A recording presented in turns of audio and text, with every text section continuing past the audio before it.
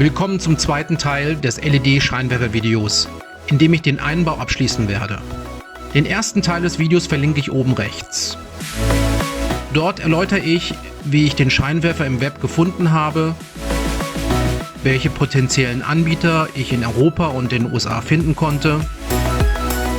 Zudem liste ich die von mir verwendeten Komponenten mit Preisen auf und gehe auf die ersten Montageschritte ein. Zudem zeige ich eine Kostenübersicht meiner Bestellungen in den USA inklusive Porto und Zollgebühren.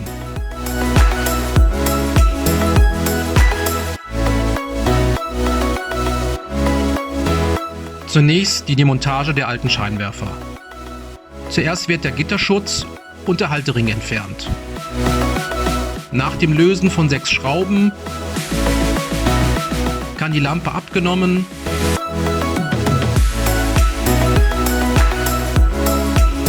und das Gehäuse geöffnet werden. Das Gehäuse ist links und rechts jeweils mit 2 Schrauben befestigt. Diese Halterung möchte ich auch für die neuen Scheinwerfer verwenden.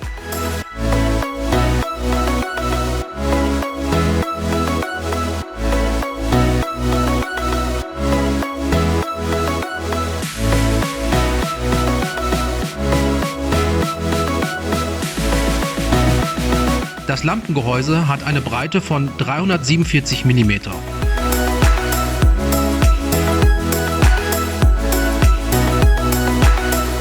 Der Lochabstand der beiden Innengewinde am Gehäuse beträgt 47 mm. Ich habe für den Scheinwerfer eine Einbautiefe von 24 mm gewählt. Alle 3 Maße muss ich für die weiteren Schritte berücksichtigen. Die Edelstahlblende kennt ihr bereits aus dem ersten Video. Zusätzlich habe ich bei Obi Balkonwinkel gekauft, die ich für die Verschraubung am Unimog verwenden werde und anpassen muss. Die eben aufgenommenen Maße spielen hier eine wichtige Rolle. Die Breite muss der Gehäusebreite entsprechen. Auch die weiteren Maße lassen sich entsprechend ableiten. Die Winkel werden auf 40 x 100 mm mit der Flex gekürzt.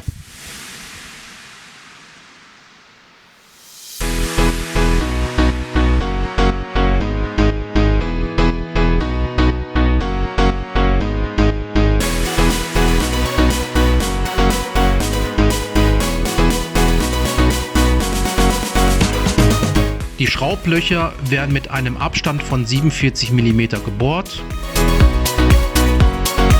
und ein Innengewinde geschnitten.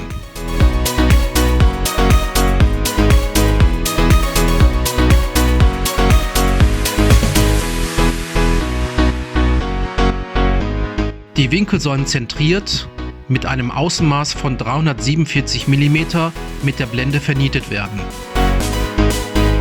Hilfreich waren dabei Federzwingen, Messschieber und Winkel.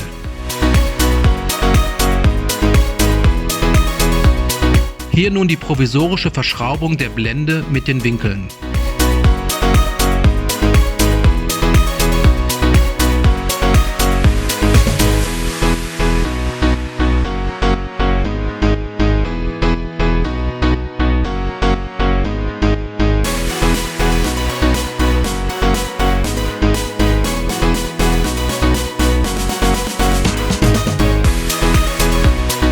Puh, alles passt auf Anhieb.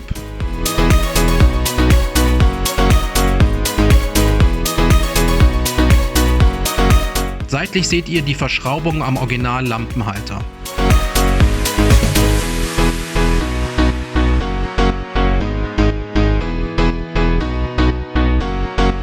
Nach dem Anschleifen, Reinigen, Entfetten und der Verwendung von Silikonentferner habe ich die Einzelteile zunächst grundiert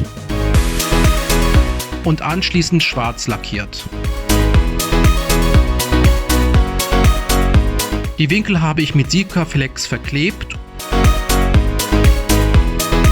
und mit 5 x 12 mm Edelstahlnieten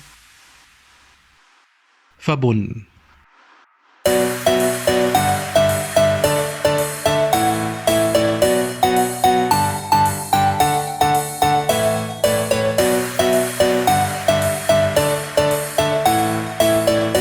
Nach der zweiten Lackierung seht ihr hier nun die Konstruktion mit integriertem LED-Scheinwerfer. Und nun verbaut im Unimog.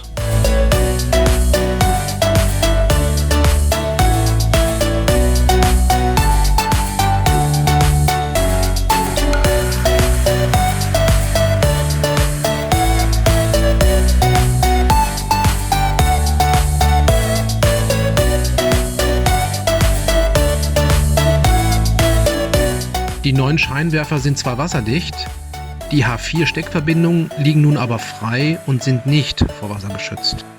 Daher habe ich mich für die bis IP67 wasserdichten Super-Seal-Steckverbindungen entschieden.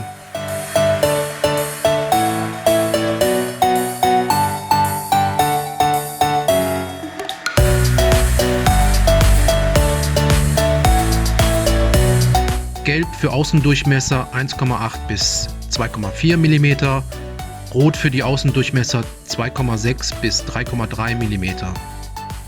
Die roten Einzeladerabdichtungen verwende ich für die Kabel vom Unimog.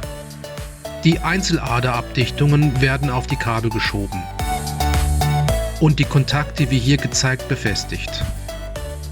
Leider habe ich keine spezielle Crimpzange für Super Seal, eine Flachzange hat aber auch funktioniert.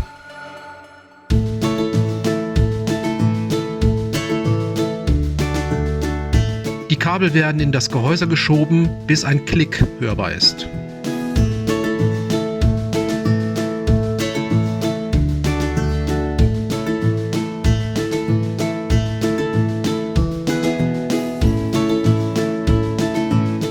Die gelben Einzeladerabdichtungen verwende ich für die Kabel vom Scheinwerfer. Die Montage funktioniert analog wie beim anderen Stecker. Die Tüllen werden noch aufgeschoben und die Stecker verbunden. Hier das Resultat. Zuerst das Abblendlicht.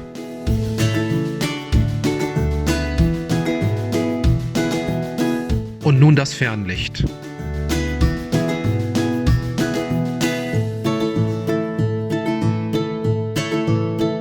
Hier noch das Feedback vom TÜV. Die Scheinwerfer müssen nicht eingetragen werden. Ihr findet im Scheinwerfer links unten die Freigabe. Nun werde ich die Scheinwerfer noch vom Fachmann einstellen lassen. Ihr findet bei YouTube aber auch Videos mit einer Anleitung, wie ihr das selber durchführen könnt. Ich hoffe, das Video hat euch gefallen und ich würde mich freuen, wenn ihr meinen Kanal abonniert. Solltet ihr selbst ein solches Projekt durchführen, wäre ich über ein Feedback in den Kommentaren mit euren Erfahrungen sehr dankbar. Weitere Themen folgen. Bis dahin alles Gute. Gruß, Mike.